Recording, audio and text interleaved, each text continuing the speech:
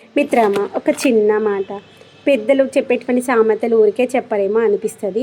ఒక సామెత ఉంటుంది కదా, గతిలేని సంసారమైన ఇల్లదీయచ్చేమో కానీ శుద్ధి కలవనటువంటి సంసారం ఇల్లదీయడం కష్టము అని. డబ్బులు లేకపోయినా భార్యాభర్తల మధ్యలో ఒకరంటే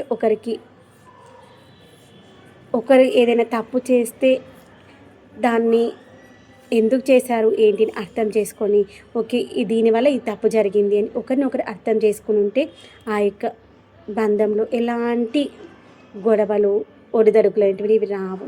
అదే డబ్బున్నోడు నువ్వు గొప్ప నేను గొప్ప, నేనా గొప్ప నువ్వా గొప్ప అంటే శృతి కలుస్తుందా? కలవదు.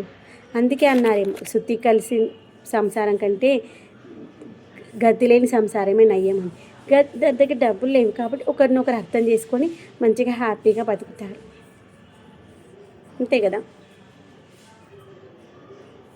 ఏదైనా కానీ కావాల్సింది అండర్స్టాండింగ్.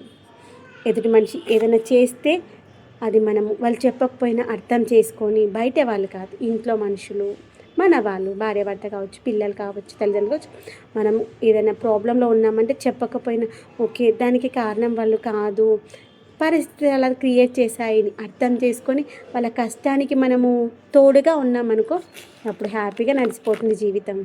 అదే ఒరే నువ్వు అలా చేసావు, కావాలని చేసావు అది ఇంకింత ఎక్కువవుతుంది.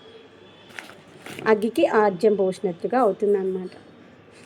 ఏదైనా కానీ అర్థం చేసుకొని పోతూ ఉంటే లైఫ్ హ్యాపీగా బిందాస్గా పోతూ ఉంటుంది.